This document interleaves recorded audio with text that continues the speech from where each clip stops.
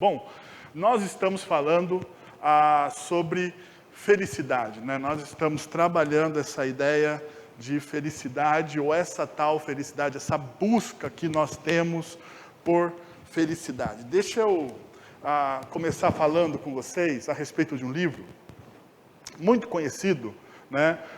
Do Eduardo Giannini. E ele diz o seguinte nesse livro, intitulado Felicidade, Giannetti, desculpa, intitulado Felicidade. Diz assim, se a felicidade é a finalidade maior da vida, se a felicidade é a finalidade maior da vida, o objetivo derradeiro ao qual tudo o mais é subordinado, então, por que não viver em estado de embriaguez e êxtase? De embriaguez estática. Ser feliz é só o que importa? Ser feliz é só o que importa? Perceberam? A nossa cultura diz que felicidade é o que importa. E se felicidade de fato é o que importa, a gente tem que viver nesse estado estático de embriaguez, de êxtase. E êxtase completo. Então, para a gente ter esse êxtase completo, nós vamos eliminar da nossa vida tudo aquilo que não provoca o quê? Felicidade. A pergunta, né, que a gente sempre vai fazer, que a gente sempre vai colocar, né? O que me impede de ser feliz? Já parou para pensar? O que te impede de ser feliz?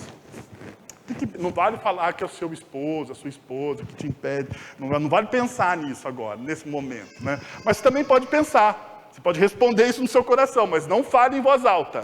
Tem coisas que a gente não fala em voz alta, né? A gente só responde no nosso coração. Então, o que impede você de ser feliz, né? Falta de dinheiro, você pode colocar aí, você pode colocar a questão de um relacionamento, você pode colocar a questão de vocação, né? Você ainda não descobriu o que você quer fazer da vida, o que você vai fazer da vida, né? Tem várias coisas que podem impedir a sua felicidade. E muitas vezes essas coisas não têm a ver com situações internas ou externas, né? São as situações a qual nós estamos inseridos. Então eu chego a uma conclusão muito, mas muito pesada, que às vezes a gente não entende, que a autoconsciência que nós temos como seres humanos, ela é um fardo. Ela é um fardo. Você saber que você precisa, ou que você deseja, ou que você quer a felicidade, ela se torna em si mesma um fardo, não é? A autoconsciência de você saber que você não é feliz, que te falta algo, é um fardo. É um fardo. Então, né, a velha angústia inexplicável do espírito de nenhuma coisa, a velha angústia inexplicável do espírito de nenhuma coisa. O que me falta? Você não sabe. Você se pergunta isso, você se acorda e falta algo no seu coração, você acorda e fala assim, mas por que me falta? Você olha para a sua vida, às vezes você olha para o seu emprego e você fala assim, eu sou bem sucedido. Você olha para a sua família, você fala, eu tenho um bom casamento, você tem filhos bacanas, e você fala assim, ainda assim me falta algo. Essa explicação do espírito de coisa nenhuma. Me falta algo ainda. O que me falta? Daí você começa a buscar. Você fala, talvez um carro, e daí você compra o carro e você descobre o quê? Que não era aquilo. Uma viagem, daí você faz aquela viagem que tanto você queria e você descobre o quê? Que não era aquilo. Roupas, daí você compra. E você sai comprando muitas roupas, e você descobre que no final do dia, quando você chega do shopping, você abre as sacolas e prova todas as suas roupas, você vai descobrir que não foi aquilo. Ainda mais quando chegar a fatura do cartão de crédito. Daí você vai descobrir que aquilo realmente não te deu muita felicidade, né? E isso acontece com a gente. Existe um poeta americano chamado Walt Whitman. Ele diz o seguinte, eu penso que poderia retornar a viver com animais. Tão plácidos e autocontidos. Eu paro e me ponho a observá-los longamente. Eles não se exaurem e gemem sobre a sua condição. Eles não se deitam despertos no escuro e choram pelos seus pecados. Olha só a reflexão que esse poeta norte-americano do final do século XIX está fazendo. Olha, eu poderia voltar a viver com os animais, autocontidos, plácidos. Eu estou observá-los, quando eu observo esses animais, eles não têm o quê? Autoconsciência. Eles não sabem se pecaram ou não, então por isso eles não perdem o quê? O sono. Ainda ele diz, né? Ele fala, eles não me deixam nauseado, discutindo se o seu dever perante Deus. Nenhum deles é insatisfeito. Nenhum deles é insatisfeito. Do seu cachorrinho, ele não é insatisfeito. Nenhum enlouquecido pela mania de possuir coisas. Nenhum se ajoelha perante o outro. Nem para os que viveram, há milhares de anos. Nenhum deles é respeitável ou infeliz em todo o mundo. A autoconsciência é um fardo. Deus nos dotou de autoconsciência e a autoconsciência se tornou para nós um fardo. Por quê? Por duas questões básicas. Primeiro, né, a gente tem essa ausência de sofrimento e a gente pensa assim, sou feliz quando não tenho o que me faz chorar. Então a gente elimina da nossa vida tudo que provoca dor. Pode perceber, nessa sociedade pós-moderna, tudo que provoca dor, a gente tenta fazer o quê? Eliminar. Eu como pai, muitas vezes eu me pego a pensar assim, eu desejaria para meu filho uma vida o quê? Mais fácil. E na verdade, eu como pai, tento dar para o meu filho coisas que eu não tive. Porque eu julgo que aquilo vai fazer ele o quê? Feliz.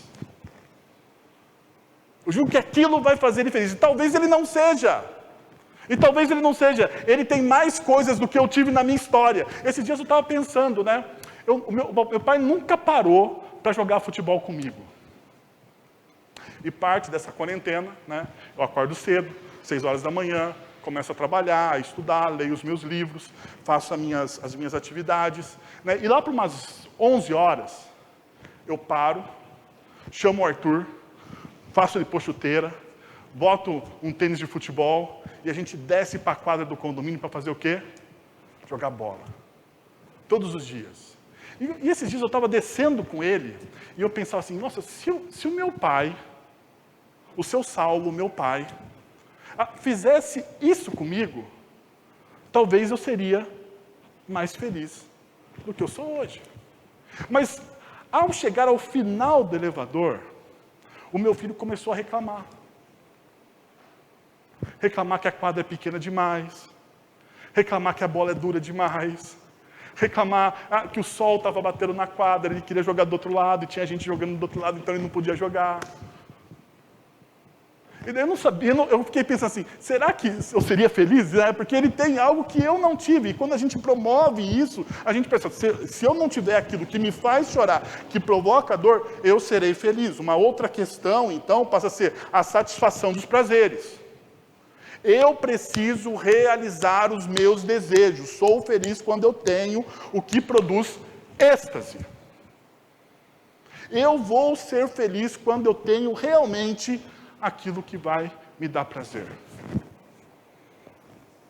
Será? Será que a gente não vai ficar... Será que a nossa sociedade, a nossa cultura, nós não estamos viciados de êxtase em êxtase? E a gente perdeu a sensibilidade daquilo que a dor pode provocar de bom na nossa vida? Porque eu não sei se você sabe, a gente vai ver daqui a pouco, né? Mas no sofrimento existe coisas boas. Apesar da gente lutar para não sofrer. É uma dialética estranha da nossa vida, né? A gente tenta fazer algo, mas esse algo produz algo bom. Mas a gente não quer aquilo que é bom. A gente tenta fugir daquilo, e talvez a nossa busca não seja por felicidade, né? Talvez a nossa busca maior nessa dialética, nesse problema que a gente está no nosso coração, é a nossa falta de maturidade para entender os planos de Deus. A nossa falta de maturidade para entender os planos de Deus. Porque maturidade significa você aproveitar cada momento, cada oportunidade, e aproveitar cada momento, cada oportunidade como uma dádiva. Já parou para pensar nisso? Que talvez as suas provações sejam uma dádiva. Talvez as suas dores sejam uma dádiva de Deus para você, um presente de Deus para você. Mas o fato é, como Augusto Cury aponta no seu livro, O Homem Mais Feliz da História. Ele diz assim: a grande maioria das pessoas em todo o mundo falhou em desvendar o código da felicidade. A maioria das pessoas em todo o mundo falhou em desvendar o código da felicidade. Ricos quiseram comprar a felicidade com seu dinheiro, mas ela dobrou-lhes. Não estou à venda. Bradou-lhes, desculpa, não estou à venda. Celebridades quiseram seduzi-la com a sua fama, mas ela soprou-lhes aos ouvidos. Me encontro nas coisas simples e anônimas. Generais quiseram dominá-la com suas armas, mas ela expressou categoricamente: sou indomável. Jovens quiseram capturá-la com o prazer rápido, mas ela, sem meias palavras, proclamou: sonhos sem disciplina produzem pessoas frustradas, e disciplina sem sonhos produz pessoas fracassadas.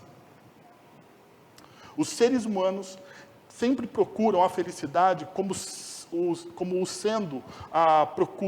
sedento procura a água, como o ofegante busca o ar, como o cientista explora o desconhecido. Mas muitos deles morreram como mendigos emocionais, ainda que tenham morado em belas residências. Uau! Talvez o que eu queira propor hoje para vocês, através de um texto bíblico, é para a gente não morrer como mendigos emocionais.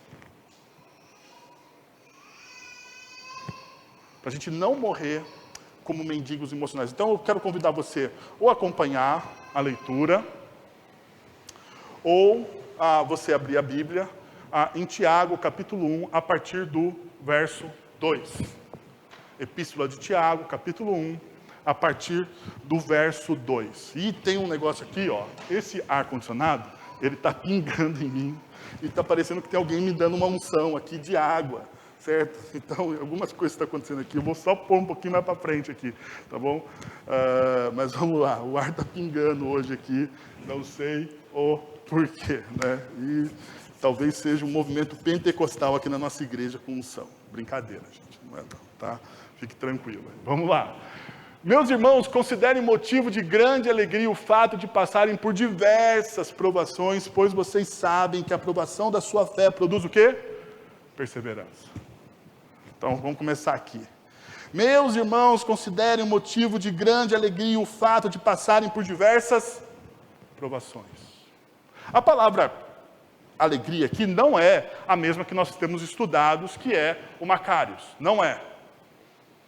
É charis aí, né? Mas ela é um derivado de um presente. Então, você poderia ler da seguinte maneira: meus irmãos, considerem um motivo de presente o fato de vocês passarem por diversas provações. Considerem uma dádiva, isso, melhor. Considerem, meus irmãos, considerem como dádiva, o motivo, daí você troca, o motivo de vocês passarem por diversas provações. Lembra que eu falei que a gente precisa entender que muitas vezes o nosso sofrimento, as nossas provações, são dádivas. Daí diz: e a perseverança deve ter ação completa, a fim de que vocês sejam maduros e íntegros, sem lhes faltar coisa alguma. Se algum de vocês tem falta de sabedoria, peça a Deus. A que todos dá livremente, de boa vontade, lhe será concedida. Peça, porém, com fé, sem duvidar. Pois aquele que duvida é semelhante à onda do mar, que é levada e agitada pelo vento. Não pense tal pessoa que receberá coisa alguma do Senhor, pois tem mente dividida e é instável em tudo o que faz. E o texto continua. Irmãos, os irmãos de condição humilde devem orgulhar-se quando estiver em elevada posição. O rico deve orgulhar-se caso possa viver em humildade, porque o rico passará como a flor do campo, pois o sol se levanta, traz o calor e seca a planta. Cai então a sua flor e a sua beleza é destruída. Da mesma forma, o rico murchará em meio aos seus afazeres. Último versículo 12. Feliz, e aqui tem Macários, feliz o homem que persevera na provação. A mesma palavra de provação do versículo 2 que nós já lemos. Feliz, completo, pleno é o homem que persevera. E vamos lembrar que a felicidade de Macários, ela é uma felicidade plena. Pleno é o homem que persevera na provação. Porque depois de aprovado, receberá a coroa da vida que Deus prometeu aos que o amam.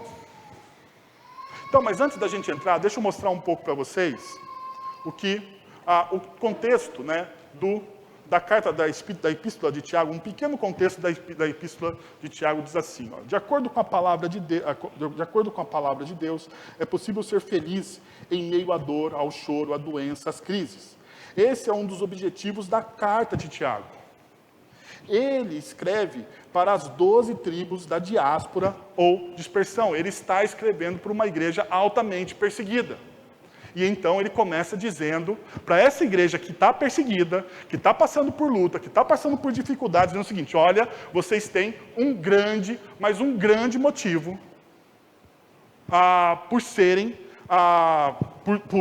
por passarem por essa provação. Agora, deixa eu dar alguns princípios para vocês. Primeiro, mude o paradigma da alegria. Qual é o seu paradigma de alegria? A Bíblia me ensina, então, que eu devo mudar esse meu paradigma. Verso 2: meus irmãos, considere, tende por motivo de grande alegria o fato de vocês passarem por diversas provações. Motivo de grande alegria. E quando a gente vê esse motivo de grande alegria por passarem por diversas provações, a gente olha e fala assim: mas esse conselho é o conselho mais contrassensual que existe. É um contrassenso esse negócio que eu nunca vi. Como eu vou olhar para as provações que eu passo como dádivas? Por acaso você, ao passar por uma dificuldade, por uma luta que talvez você esteja passando hoje, você olha para isso e diz assim: que bom que eu estou passando, deixa eu louvar a Deus. E você canta um hino. Ou você, no seu quarto, você se fecha e chora. Ou você pede o livramento disso. Bom, eu vou dizer o que eu faço. O que eu faço é me trancar no meu quarto e chorar. E pedir o livramento desse negócio. Porque ninguém olha como dádiva. Daí Tiago, olhando para uma igreja que está sendo perseguida, por pessoas que estão passando por diversas provações, ele olha para essas pessoas e dizem: olha, vocês têm que ter isso como dádiva e grande alegria. Não é esquisito esse conselho? Não é um conselho que a gente gosta. É um conselho que a gente meio que quer rejeitar. É um texto que a gente não gosta das Escrituras. É um texto que a gente não gosta de aceitar. E a gente pode falar isso, né? Porque tem coisas que a gente não gosta, mas que nós precisamos o quê? Aceitar. Aceitar. Agora, olha o seguinte. Primeiro, quando a gente pensa nisso, o texto diz que são diversas. Isso significa que algo multicolorido. Esse diversas é algo multicolorido, multifacetado e de vários tipos. Não tem a ver com números de provações, mas são as formas das provações. E são diversas. Então, não é número. Não é número. Porque muitas vezes a gente pensa em números, né? Provações, números. Não, são as várias provações. Então o texto está dizendo que os discípulos de Jesus, na sua vida, vão passar por uma multiforma, uma multicolorida, uma multifaces de provações, de vários tipos de provações. A primeira coisa. Uma outra coisa que o texto nos mostra, que essas provações, elas têm a ver com experimento, tentativa, teste e prova. Essas provações não está ligada, é bem diferente essa palavra provação aqui, da palavra tentação. Tentação. Porque depois do versículo 12, a gente vai falar, né? Tiago fala sobre tentação. Então essa palavra provação aqui, ela é bem diferente da palavra o quê? Tentação. E muito mais diferente da palavra tentação referida-se a Jesus nos evangelhos. Essa provação aqui tem a ver com esse experimento da sua fé. Essa provação aqui tem a ver com a tentativa de fazer algo como um teste. Como um teste. Ou melhor, como uma prova. Como uma prova. Por exemplo, deixa eu lembrar de vocês, para vocês, uma história bíblica muito famosa no nosso meio. Moisés, não é? É sempre bom, assim, quando a gente lembra de histórias, por quê? Porque a gente olha para as histórias e a gente sabe o final delas. Mas eu gosto de imaginar como se eu não soubesse o final dessa história, e se eu estivesse naquele momento. Então, você pensa o seguinte, Moisés vai diante do faraó, pede para o faraó libertar o povo não liberta, daí Deus manda as pragas, e faraó resiste, Deus manda as pragas, e faraó resiste, até quando o faraó não resiste mais. E fala, pode ir embora então. Pelo amor de Deus, sai com esse povo daqui. Não é isso que o texto bíblico diz? Não dessa forma, porque foi a minha versão revista e atualizada. Um pouquinho mais para frente, o texto nos diz que Moisés está com o povo diante do quê? Do Mar Vermelho. E daí existe uma promessa de Deus, que Deus vai livrar o povo. E atrás tem o quê? Um exército. Agora pensa comigo. Você sabe o final da história. Você sabe que Moisés vai erguer o cajado e as águas vão ser divididas, né? E as pessoas passarão secas, diz o texto bíblico. Mas agora pensa comigo, você está no lugar de Moisés. Você não sabe que Deus vai fazer. Você tem uma promessa somente, de que Ele vai te livrar de alguma forma. Não sabe se é o mar, se vai mandar um monte de barco. Você não tem o que Ele vai fazer. Você não tem o roteiro. Mas você só tem a promessa de que Ele vai fazer algo. Qual é o seu sentimento? Sabe por quê? Porque a nossa segurança, muitas vezes, está no como. Como Deus vai fazer isso. Não é? Perceba, a sua oração tem a ver com como Deus vai livrar você desse problema. O seu pedido muitas vezes é, Senhor, me dá o quê? Me dá entendimento, me dá discernimento, me dá um plano para eu sair desse problema. O fato é que você talvez tenha uma promessa, mas você não tem o como. Como que fica a sua fé?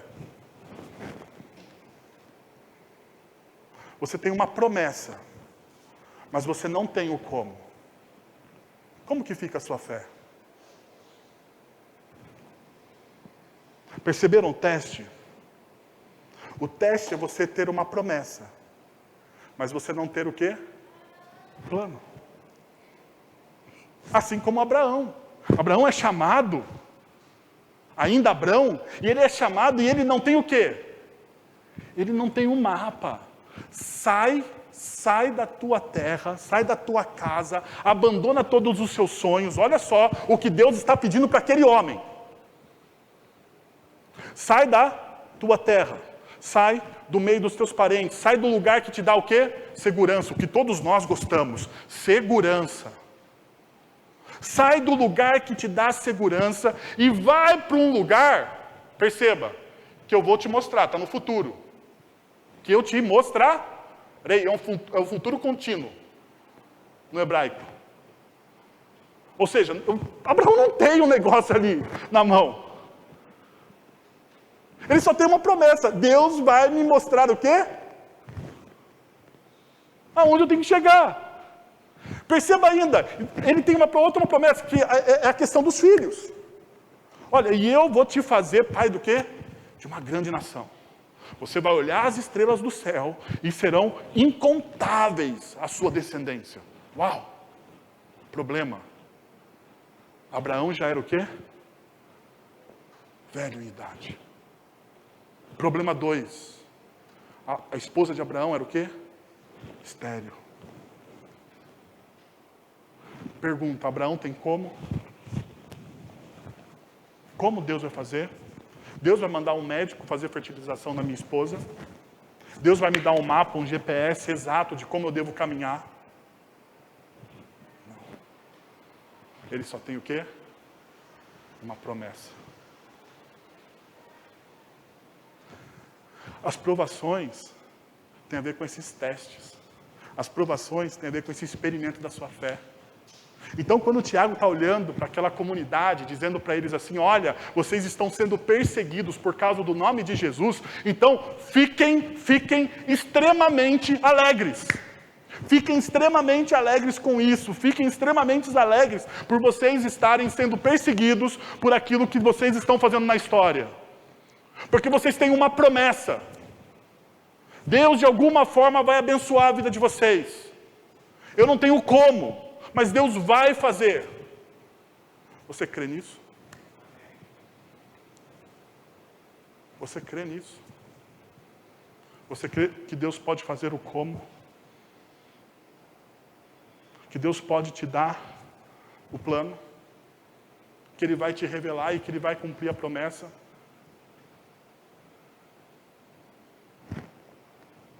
Mesmo diante das suas impossibilidades? Porque Moisés não tinha a mínima ideia de como Deus ia fazer o povo passar pelo Mar Vermelho. Não tinha a mínima ideia. Não ia chegar um monte de barco para juntar aquele povo do outro lado lá. Não tinha como. Deus tinha que fazer algo. Você precisa, então, aprender esse passo de fé. O texto fala, então, dessas diversas provações. E muitas vezes elas são internas e externas. Perceba o seguinte, amor não correspondido, emoções não resolvidas, ansiedade, sonhos nunca realizados, expectativas não satisfeitas, solidão, perda, doença e insucesso. Essas são aquelas diversas provações que muitas vezes tomam conta do nosso coração. E elas são internas, elas têm a ver com a parte de dentro da minha vida. Mas também existem as provações externas. Críticas, perseguição, injustiça, mal-entendidos, conflitos, falsidade, calúnias. Coisas externas que podem acontecer na sua vida. Você pode ser caluniado, você pode receber crítica. Você pode ser perseguido a respeito da sua fé. Você pode ser injustiçado por um professor na universidade. Ou pelo seu pai. Você pode também passar por maus entendidos. Agora, perceba uma coisa. Como Deus às vezes faz as coisas? Alegre-se pelos resultados que as provações podem produzir. As suas provações, elas podem produzir o quê? Grande alegria. E o texto de Tessalonicenses, capítulo 5, versículo 18, nos dá esse vislumbre. Deem graças em todas as circunstâncias. Uau! Como é difícil viver esse texto. Não é? Deem graças, perceba. Deem graças. Tenha o seu coração agradecido, seja qual for o quê? A circunstância. Deem graças em toda e qualquer situação. Porque é isso que o texto de Tiago está nos ensinando. Essa grande alegria parte de um coração que sabe o quê? Agradecer. Gratidão. E eu me lembro de Jesus na multiplicação dos pães e dos peixes. Perceba o desafio que Jesus tem. 5.000 homens com fome. 5.000 homens com fome. Jesus então faz um desafio a quem? Aos seus discípulos. Deem vocês o quê? De comer a essa multidão. Porque tinha 5.000 homens, sem contar mulheres e crianças. Jesus olha para aqueles homens e pergunta assim, o que vocês têm aí? Daí eles pegam um moleque lá, que talvez tinha levado a sua marmitinha, né? O seu lanchinho, alguém precavido naquela região, né? Alguém precavido. Ele pega aquele moleque, talvez foi Pedro, né? Pelo jeito foi Pedro que tirou a marmita do menino, né? Só pode ter sido Pedro. E Pedro então vai lá, arranca a marmita do menino e mostra, Senhor, nós só temos o quê? Esses peixes e esses pães aqui. Uau! Daí o que Jesus faz? Olhando para os céus, ele dá o quê? Ele dá graças. Perceba. Olhando para os céus, diante daquela impossibilidade de alimentar aquela multidão, Jesus olha para o céu e fala assim, eu vou ser grato por aquilo que eu tenho. E a gratidão, então, ela descortina a eternidade, dá a possibilidade de Deus nos abençoar. Por isso, então, que o apóstolo Paulo diz, deem graças em todas e em qualquer circunstâncias. Ainda, a alegria depende mais de saber quem Deus é e o que Ele faz por nós do que com os nossos sentimentos. É mais importante saber quem Deus é e o que Ele faz por nós do que os nossos o quê? Sentimentos. Porque o meu coração, ele é enganoso. O meu coração, ele vai procurar o quê? Sentimentos. Né? Já diz Jeremias 17, né? Que o nosso coração é o quê? Enganoso. Enganoso. Meu coração me engana. Então eu não posso fiar a minha fé, fiar o meu compromisso e a fidelidade que Deus tem comigo no quê? Nos meus sentimentos. E muitas vezes, na nossa cultura pós-moderna, altamente sentimental, né? A gente fala e ouve as pessoas dizerem, mas eu não estou sentindo, né? Pastor, eu não sinto Deus falar comigo. Leia a Bíblia, meu irmão. Leia a Bíblia, porque muitas vezes você não vai sentir. Deixa eu falar a minha experiência, talvez isso te choque. Eu, como pastor, alguém que lê a Bíblia, né, para ensinar a Bíblia. Às vezes eu falo assim, Deus, cadê você? Eu queria que um anjo aparecesse e falasse toda semana para mim.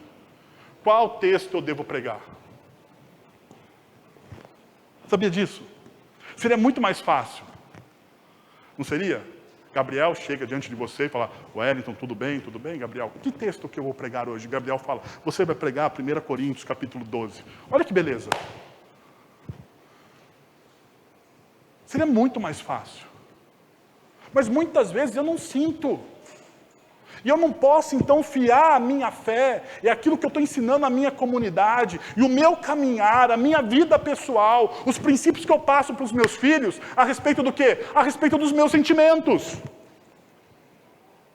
Eu tenho que confiar naquilo que Deus está fazendo em mim e através de mim. Eu preciso confiar exatamente nisso. Eu preciso confiar que Ele diz que vai estar comigo todos os dias da minha vida, que Ele vai caminhar comigo, que Ele não me abandona, que Ele me ama, que Ele derramou o sangue do Seu Filho por mim. Eu preciso confiar nisso. Que maior prova de amor você precisa do que Deus derramando o sangue de Jesus por você? Fale para mim. Qual prova maior você precisa? Qual sentimento precisa aflorar em você, se você tem o contato com o sangue de Jesus através da ação do poder do Espírito Santo? Você quer sentir o quê? Se você tem essa verdade escrita no seu coração, se você se dobra e reconhece que o Deus, Senhor, Criador de todas as coisas, se importa com você.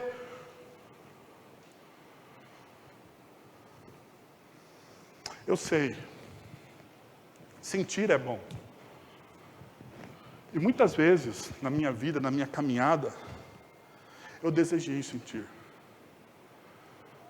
Mas hoje, eu prefiro confiar e saber. Saber dessa verdade. E às vezes, recitar essa verdade para o meu coração que é enganoso. Porque o meu coração muitas vezes me diz, Deus não te ama. Muitas vezes o meu coração quer criar culpa em mim. Quer criar uma culpa que Jesus pagou na cruz do Calvário. Quer criar uma culpa que não me pertence mais. Eu não sei se você já passou por isso, né? Mas você muitas vezes se sente culpado e essa culpa cria em você um sentimento de raiva, de insatisfação, de infelicidade. Mas deixa eu te dizer uma coisa, que através da cruz de Cristo Jesus, a sua culpa, o seu erro foi pago. Você não precisa mais viver remoendo isso. Você não precisa mais viver no passado disso. A sua culpa foi paga por Jesus. E isso não tem a ver com sentimento. Isso tem a ver com uma promessa que Ele fez para você. Uma promessa. Ainda, o texto me ensina que eu devo ampliar a visão sobre o sofrimento. E o texto diz o seguinte, os efeitos...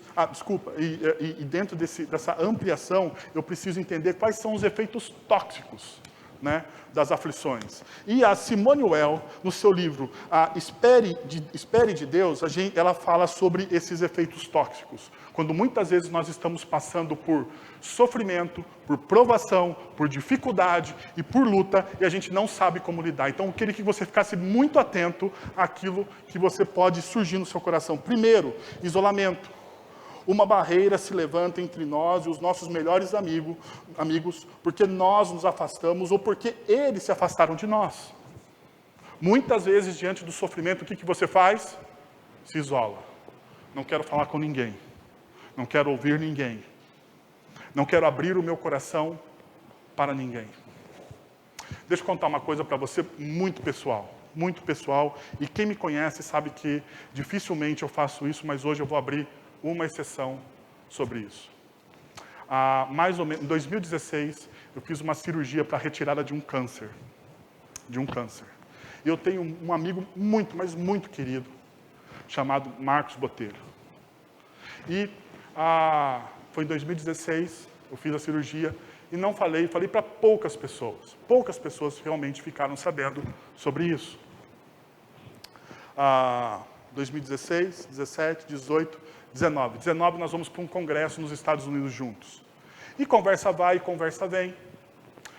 E depois eu conto para o Marcos, assim, como se não fosse absolutamente nada. Sabe aquela coisa que você conta assim, tipo assim, sai da sua cabeça, né?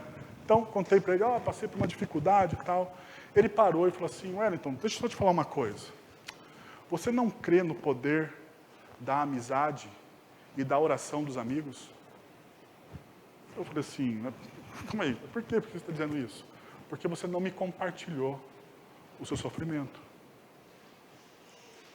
E eu tenho dúvida da nossa amizade.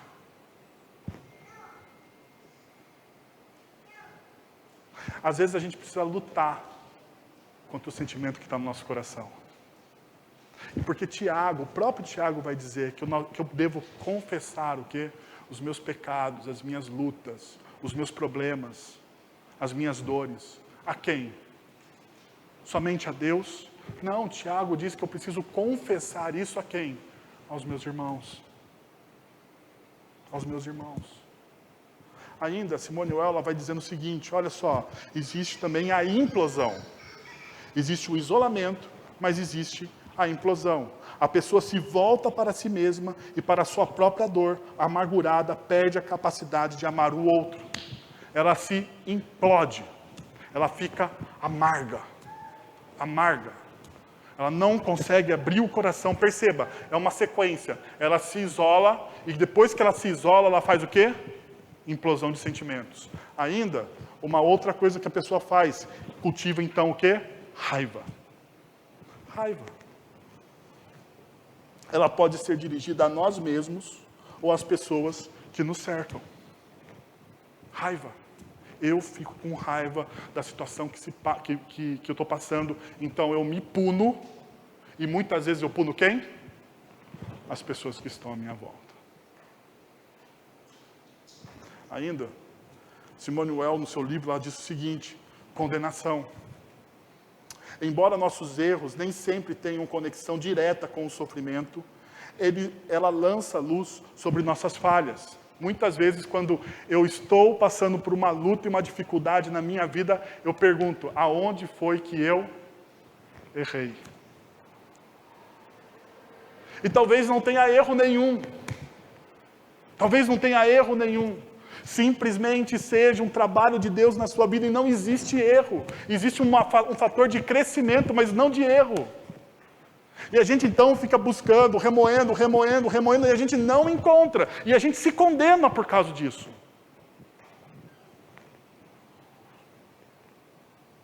Tentação. Tentação de se tornar cúmplice da dor. E a tentação de autopiedade viciante e autodestrutiva. A tentação de você se tornar o quê? Cúmplice da sua dor. E daí você se olha com o quê? Autopiedade. Eu sou o coitadinho. Ó vida, ó céus, ó azar. Ó vida, ó céus, ó azar. Ninguém me ama, Deus não me ama. Ó vida, ó céus, ó azar. E assim a gente vive a nossa vida. Perceba, todos esses fatores que a Simone Weil coloca no seu livro, eles são, muitas vezes, eles se sobrepõem. Você não adianta você falar assim, eu acho isso e não aquilo. Não, pensa em todos, isso acontece no nosso coração. E muitas vezes, segundo ela, progressivo, começando com o isolamento, com a implosão, com a raiva, depois com a condenação, e depois, então, pelo final, com a tentação da autopiedade. E entrando, então, em depressão. Perceba o buraco que você entra. Quando você não consegue ampliar a sua visão sobre o sofrimento. Então, o texto diz o seguinte, de Tiago, versículo 3. Pois vocês sabem que a prova da sua fé produz o quê? Perseverança. Pois vocês sabem. Pois vocês experimentaram. A palavra aqui é gnosco, que é a forma prolongada de conhecimento. É um conhecimento que começa agora e ele vai se estendendo por toda a sua vida. Então, quando ele fala aqui, pois vocês sabem, ele está usando uma forma verbal de prolongação daquilo que aconteceu em determinado tempo da sua história. Gnosco. E daí, eu gostaria de contar para vocês um episódio de um autor que eu gosto muito, chamado C.S. Lewis. Em 1940, C.S. Lewis escreveu um livro chamado O Problema do Sofrimento. Em 1940, ele escreve um livro chamado O Problema do Sofrimento. E até então, Lewis já tinha passado por grandes dores na sua vida. Por exemplo, Lewis perde a sua mãe de câncer muito novo, ainda criança. E ele vai, depois de perder a sua mãe de câncer, o seu pai se culpa por isso e manda Lewis para um internato. Então, boa parte da vida de C.S. Lewis, ele está em um internato. Por causa desse acontecimento, ele que vinha de uma família cristã irlandesa, ele se torna então um ateu, porque o grande mentor dele no internato é um professor ateu. E durante muito tempo da sua história, Lewis, que é uma mente fantástica, ele não crê em Deus. Até que certo momento, eu acho que em Oxford, ele conhece um grupo de pessoas, entre eles estava J.R.R. Tolkien, e Tolkien apresenta para Lewis o Evangelho. Ou começa a apresentar para Lewis o Evangelho. E Lewis, então, tem mais tarde aquilo que ele chama do encontro, porque ele fala que Jesus o encontrou e não foi ele que encontrou Jesus. Bom, depois disso, Lewis se torna o maior apologeta do século XX. O maior apologeta do século XX. Se você não leu ainda C.S. Lewis, você está perdendo. Você pode começar ele lendo as Crônicas de Nárnia, para você começar pelo mais simples do que tem Lewis. Bom, em O Problema do Sofrimento, Lewis diz o seguinte: Deus sussurra em nossos prazeres e grita em nossas dores. O sofrimento é o megafone de Deus para um mundo surdo. Perceba, Deus sussurra em nossos prazeres e grita em nossas dores.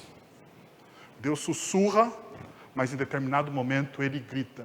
E o que ele usa para gritar é o quê? O sofrimento. A dor, a provação. Mas perceba o seguinte, Lewis, em 1958, ele se casa com a Joy Davidman.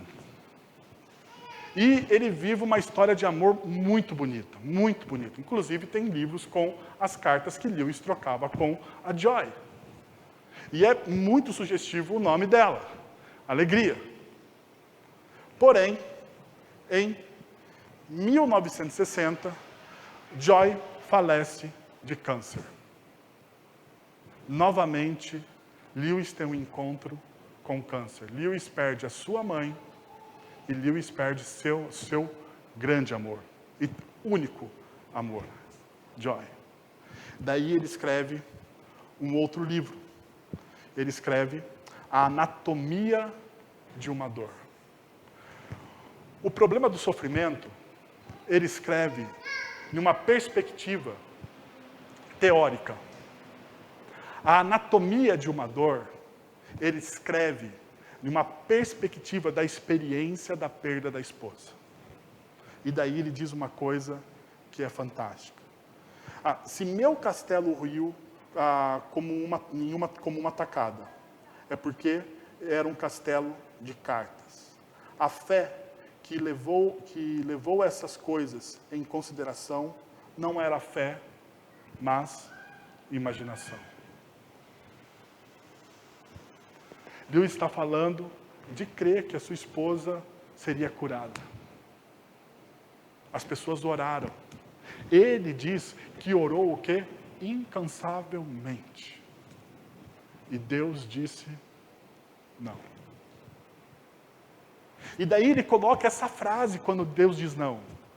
Aquilo que eu achava que eu tinha fé, na verdade aquela fé que eu achava era o quê? Um castelo de cartas. Era um castelo de cartas. Não era uma fé real, palpável, vibrante, forte. Ele diz aqui, aquela fé que eu tinha lá atrás, ela era o quê? Uma imaginação. Sabe por quê? Porque a dor e o sofrimento têm a capacidade de purificar, de fortalecer, de trabalhar a nossa fé. Você vai ter fé mesmo quando você estiver diante do mar vermelho da sua vida e você não vai saber o que Deus está fazendo. Você vai ter fé mesmo quando você tiver só 5 pães e 2 peixes. Só 5 pães e 2 peixes. E você tiver que olhar para os céus e dar graças, porque aquilo que você tem é insuficiente para a demanda. E quando você tem fé, você experimenta aquilo que Moisés experimentou, aquilo que Abraão experimentou e aquilo que Jesus Cristo experimentou. Aquilo que os apóstolos experimentaram. Quando você tem fé, ela não é vacilante. Ela não é jogada de um lado para o outro. O texto ainda nos diz: pois vocês sabem que a prova de sua fé produz o quê? Perseverança. E a ideia de perseverança aqui é estabilidade. constância, tolerância, resistência, determinação. A fé que você precisa ter não é uma fé de rompantes. Eu não sei se isso acontece com vocês, mas muitas vezes eu tenho essa fé de rompantes. Você vai num congresso, você ouve um pregador, aquele pregador que faz você arrepiar, sabe? Aquele pregador que você faz seu coração tremer. Só quando ele fala Deus, você já pensa assim que é Deus mesmo falando. Você fala assim, meu Deus. E daí você sai daquela pregação, você sai daquele encontro, você sai daquele acampamento, você sai daquele momento assim, em êxtase. Só que é rompante. Ela não é o quê? Constante. Ela não é estável. Dias depois, semanas depois, você está abrindo mão daquilo que você fez, daquele compromisso, naquele rompante. Você fez um compromisso que você ia dar sua vida pelo Evangelho. Mas agora, você fala para Deus, não é bem assim, né, Senhor? Eu falei, mas estava emocionado, né? Afinal de contas, né? Dar a vida pelo Senhor é muita coisa. Perceberam? Tiago está falando para uma igreja perseguida, que é uma fé que não pode viver de rompantes, que é uma fé que não pode viver de êxtase, de frenesi, de aleluia e glória a Deus. É uma fé que precisa ser consistente, que tem que ter determinação. É uma fé trabalhada dia após dia, nas dores e nas lutas, nas nossas imperfeições. E quando você vê Deus trabalhando dia após dia, mas não de maneira frenética, mas você vê Deus trabalhando aonde? Na brisa. Porque a gente precisa lembrar que Deus se revelou para o profeta não no fogo, não na tormenta, não no vendaval, mas Deus se revelou para o profeta onde? Na brisa. Nas coisas ordinárias.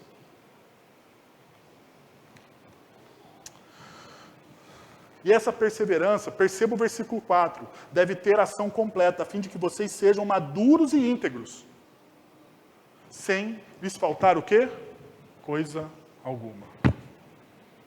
Perseverança do versículo 3 está ligada a maduros e íntegros do versículo 4. E essa perseverança, ela faz o que com você? Que você tem o quê? Uma ação completa na sua vida, ao ponto de você se tornar maduro e íntegro e você experimentar essa fé, que não é uma fé de rompante. E por último, o texto nos diz o seguinte: peça o quê? Sabedoria. Diante das lutas, das dores, se você deseja ser alguém completo, alguém que tem uma felicidade acima das circunstâncias, você precisa aprender a pedir sabedoria. Se algum de vocês tem falta de sabedoria, peça a Deus, que a todos dá livremente, de boa vontade, e lhe será o quê? Concedida. Perceba o que o texto está dizendo. Se algum de vocês tem falta de sabedoria, peça a Deus. Sabedoria, inteligência ampla e completa, usando do conhecimento sobre diversos assuntos, sejam humanos ou espirituais. Essa é a palavra que Tiago está usando. Sabedoria, amplo e completo. E o texto continua nos mostrando o que Deus quer. Deus, peça a Deus que todos dá livremente, de boa o quê? Vontade, generosamente. Deus me dá conhecimento amplo e completo, de que forma? Generosamente. Porque a melhor tradução aí é generosidade e não vontade. Deus me dá sabedoria, conhecimento, a ação completa, tanto espiritual quanto física, generosamente. Generosamente.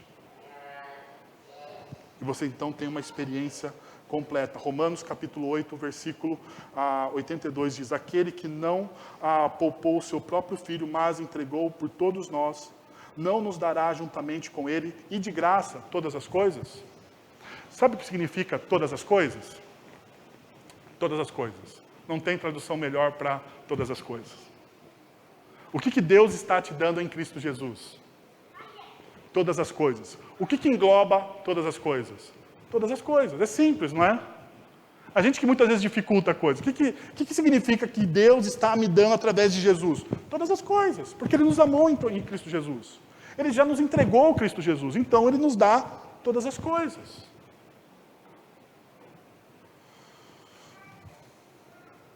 E o texto diz no versículo 6 e 7. Peça, porém, com fé, sem duvidar, pois aquele que duvida, perceba, ele é semelhante. Aquele que duvida, ele é semelhante à onda do mar, levada e agitada pelo vento. Aquele que duvida, ele não é estável. Aquele que duvida não é constante. Aquele que duvida, ele é como o quê? Como a onda do mar, levada pelo vento. Levada pelo vento. A pergunta, quando eu olho para esse texto, é assim que a sua fé se comporta? Então você precisa pedir sabedoria. Eu gostaria de caminhar para o final lembrando uma última história nessa noite. Uma última história. De Nicholas Wonter, não sei se é assim que fala, Wonterstorff. Mas Nicholas Wonterstorff, ele é um professor do Calvin College. E ele escreveu um livro chamado Lamento. Lamento. Sabe por que ele escreveu um livro chamado Lamento? Porque ele perdeu um filho aos 25 anos de idade. O filho dele foi para a Austrália fazer uma pesquisa. Sofreu um acidente, faleceu.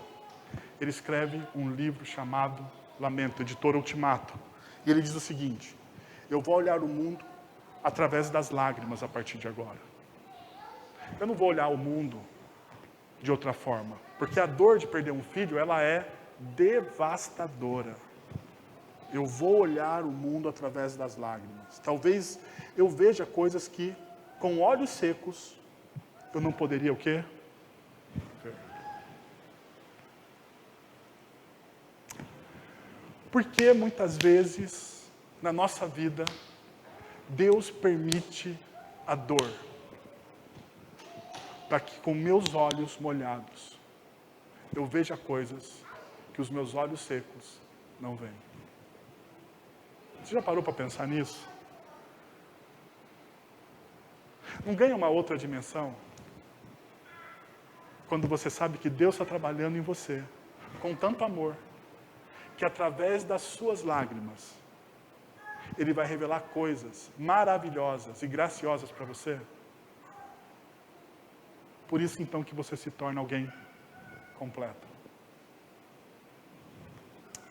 Deixa eu convidar, então, você a pensar o que eu levo para minha casa disso tudo que a gente conversou. Primeiro, mude o seu paradigma a respeito da alegria. Mude o seu paradigma a respeito da alegria. Não faça dela um Deus. Mas perceba que existe uma alegria existencial de servir a Jesus, de caminhar com Jesus. Segundo, amplie a visão sobre o sofrimento. Deus está realizando algo em sua vida. E confie plenamente nisso. Lembra, você não tem o como. Você não tem o como. Mas você tem o quê? A promessa. A promessa de que Ele te ama. E essa promessa deve abastecer o seu coração. Deve guiar o seu coração. Deve revigorar o seu coração. Por último, confie na generosidade de Deus, o nosso Pai, e peça a Ele o quê? Sabedoria. Que Ele vai te dar de forma generosa. Quero convidar você a fechar os seus olhos, a buscar a presença do Senhor e a orar sobre algumas das coisas que nós conversamos nessa noite aqui. E talvez Deus tenha te tocado em algum desses pontos, para você reorientar o seu coração. Eu gostaria que você fizesse isso, reorientasse o seu coração através da palavra de Deus.